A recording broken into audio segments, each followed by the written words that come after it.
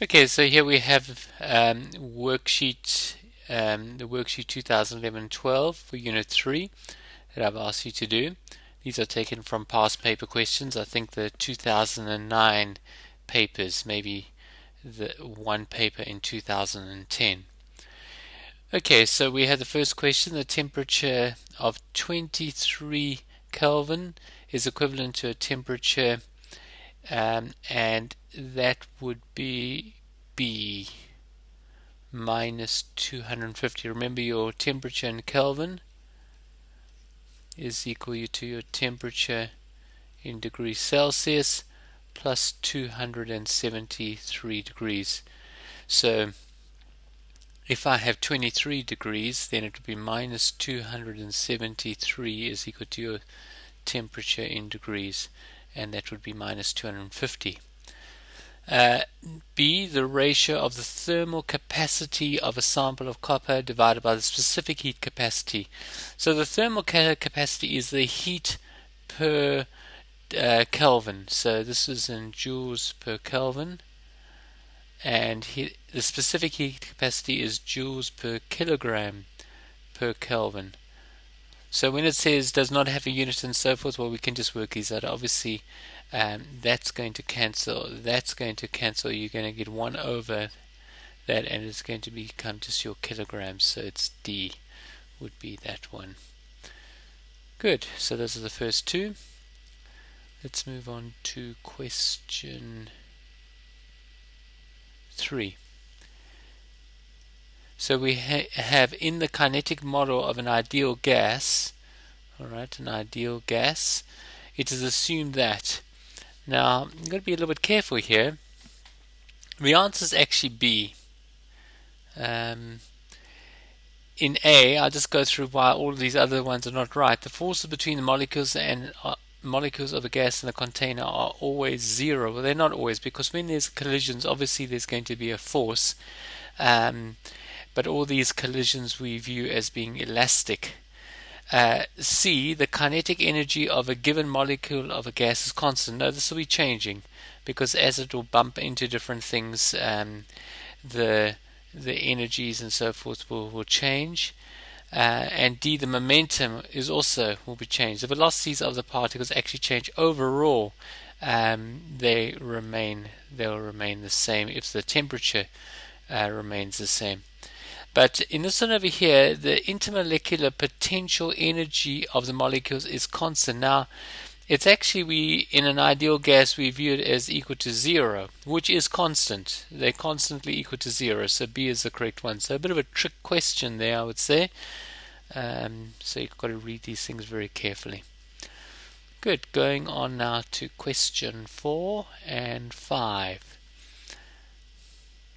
We have two objects near each other are at the same temperature. Which of the following statements has to be true?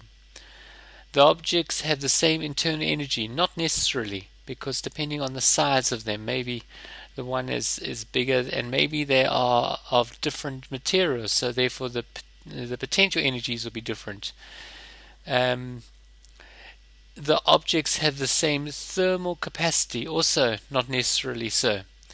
No thermal energy is exchanged between the objects. There could be, but it's this one over here that's correct. The net thermal energy exchange is 0. So you may have object A and you may have object B. Now, there may well be a flow of energy from A to B, but there would be an equal flow from B to A. We would call that a dynamic equilibrium. There is maybe a flow of energy, but it is equal in both ways, and so the net flow would be 0. Going on to question 5, the temperature of an ideal gas is a measure of the molecule's average. All right. Well, this is straight from the definition, kinetic energy. I hope none of you will get that one wrong. I'm sure you won't. That was pretty straightforward. Let's go on to question 6 here and 7. In the table below, which row shows the correct conversion from Kelvin to Celsius temperature scales? Okay, again, hopefully everybody will get this right. This will be obviously B. I think everybody will get that right, hopefully. 7. Carbon has a relative atomic mass of 12 and oxygen has a relative atomic mass of 16. A sample of 6 grams of carbon has twice as many atoms as. Okay, now 6 grams of carbon is actually going to be half a mole. So you've got N is equal to the mass 6 divided by 12 is equal to 0.5. So therefore, to have twice as many atoms as, you would have to, this is of the carbon, the number of moles there for the oxygen must actually be 0.25. So let's just work it out. We could actually just work this out. Obviously, we could just see it straight away. But we have got the mass that we're wanting to find, and the relative atomic mass is 16. So it's 0.25 times 16, which is equal to 4. So it's going to be 4 grams of carbon for that one. Okay. Fine. Let's continue.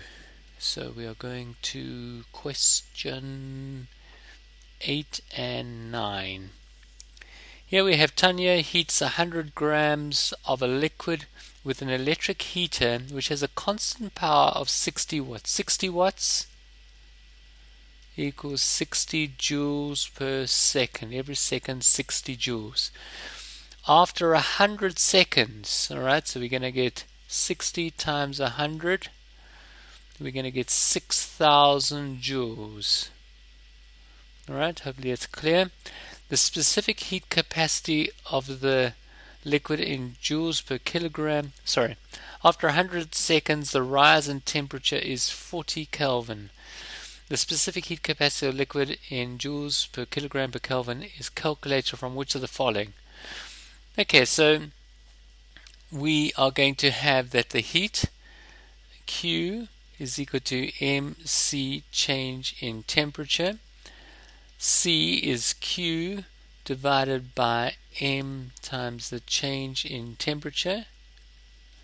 So it's going to be C is equal to 60 times 100 divided by, it's 100 grams, 0.1 times by the change in temperature, which is 40 times by 40.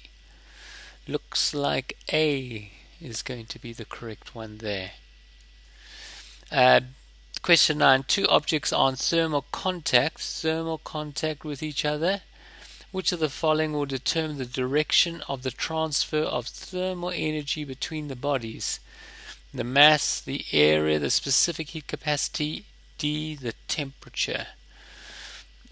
Which one which has the highest temperature? Which one feels the hottest? The kinetic energy of those particles is the greatest. It will flow from that one to the other. 10, let's do this one quick. The mole is defined by, so here we have 10, we're going to get 1/12 of the mass of an atom. No. The amount of substance that contains as many elementary entities as the number of atoms in 12 grams of the isotope carbon-12. Well, that sounds pretty good. This one over here is quite good, but I mean they use the word nuclei. The amount of substance contains as many nuclei. We're not sure what the substance is. I mean, we could be dealing with molecules and so forth, and therefore, if we're talking about the number of molecules, every molecule would have a number of nuclei. So this one wouldn't be very good. So this one wouldn't work, but this one certainly will. That's straight from your definition again. And then we have our final one over the page here. I think this is the last one. Yes. A gas is contained in a cylinder by a piston.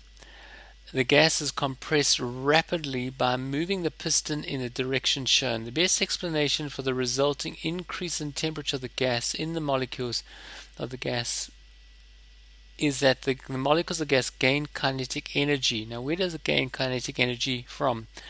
Well, it's actually from this one over here, from the moving piston, because as this piston comes in like that, it actually, when it knocks these particles there, it causes them to accelerate. These particles are caused to accelerate, and therefore the velocity of those particles increases, and therefore obviously the kinetic energy will increase, and therefore the temperature will increase, because the temperature is a measure of the average kinetic energy of the particles. Okay, so there's a multiple choice of this problem solving session. Thank you very much.